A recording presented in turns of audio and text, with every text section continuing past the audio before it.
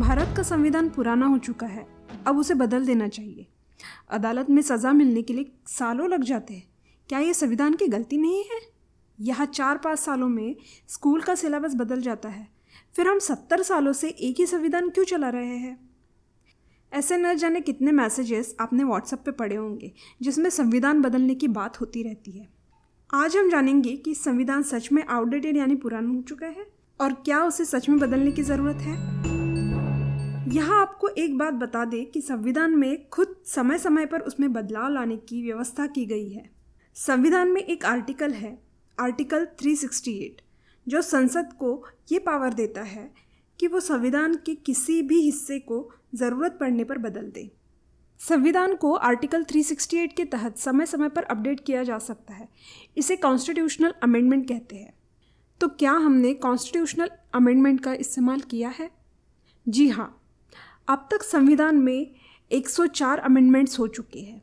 इसका मतलब अब तक संविधान में 104 बार बदलाव लाए गए हैं। अब ये तो क्लियर हो गया है, संविधान समय के साथ अपडेट किया जा सकता है और अपडेट किया जाता रहा है, मतलब वो कभी आउटडेटेड नहीं हो सकता। अगर ऐसा है तो फिर लोग संविधान बदलने की ही बात क्यों करते हैं?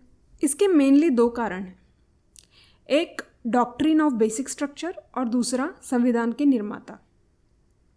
पहले देखते हैं डॉक्ट्रिन ऑफ बेसिक स्ट्रक्चर क्या है।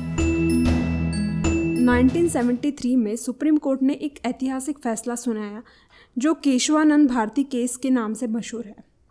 इस फैसले में सुप्रीम कोर्ट ने कहा कि आर्टिकल 368 के तहत संसद संविधान के किसी भी हिस्से को बदल सकती है, लेकिन संविधान के बेसिक स्ट्रक्चर यानी मूल ढांचे को कतई बदल नहीं सकती।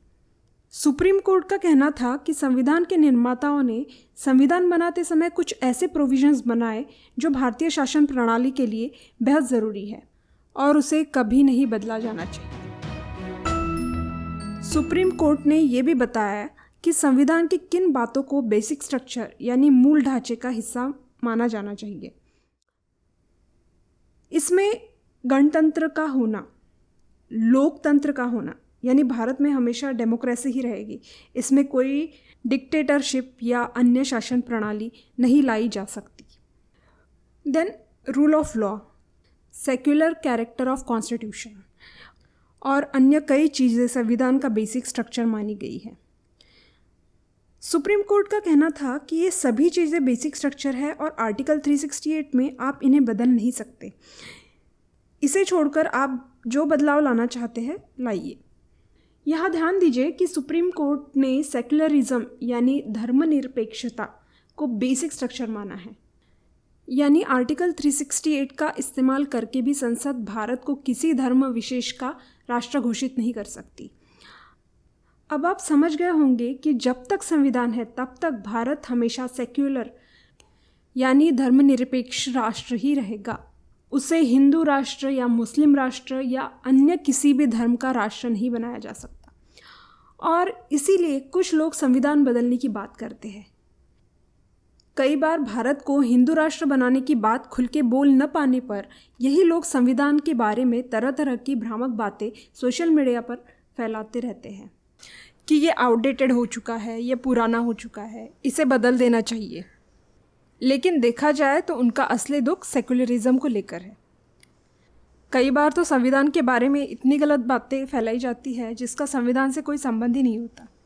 जैसे कई बार आपने सोशल मीडिया पर ये बात ज़रूर पढ़ी होगी कि बलात्कारियों को सज़ा देने में कई साल लग जाते हैं, या आतंकी क्रिमिनल्स को कोई सज़ा नहीं मिल पाती, या मिल भी रही है तो बहुत लेट मिलती है। ये सब संविधान की गलती है। असल में सच कुछ और है।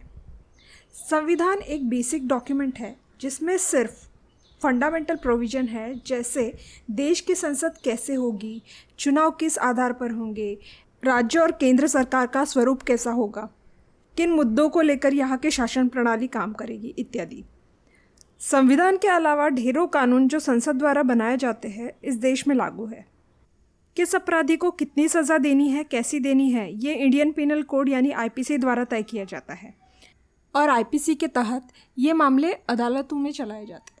तो संविधान का इससे कोई सीधा संबंध नहीं है। अपराधियों को जल्द और कड़ी सज़ा मिले इसके लिए आईपीसी और न्यायपालिका में सुधार की ज़रूरत है, ना कि संविधान में बदलाव की। खैर, ये तो एक उदाहरण था ये कैसे संविधान को किसी भी चीज़ से जोड़ा दिया जाता है और उसे बदलने की बात कही जाती है। अब आते हैं दूसरे कारण पर जिसकी वजह से लोग संविधान बदलने की बात करते हैं। कई लोगों को संविधान से कोई दिक्कत नहीं, उन्हें तो पता भी नहीं होता कि संविधान में क्या सही है क्या गलत है। उन्हें तो बस इस बात का दुख है कि संविधान डॉक्टर बाबा साहब आम्बेडकर इन्होंने लिखा है। ये उनका प्रिजुडिस माइंड ही है जिसकी वजह से वो संविधान का विरोध करते हैं। तो दोस्तों, संविधान हमारे देश के लिए सब कुछ है। जिस देश में इतनी विविधता है, भाषा है, पहराव है, सामाजिक मान्यताएं हैं, उस देश को एक सूत्र पे बांधने का काम संविधान ने किया है और एक ऐसा माहौल मुहैया कराया है जिससे हम टेक्नोलॉजिकली एंड इकोनॉमिकली प्रोग्रेस कर पाए हैं। आज हम एक टेक्नोलॉजी और इकोनॉमिक पावर के रूप में उभर रहे हैं, तो इसका श्रेय संविधान को ही दिया जाता है।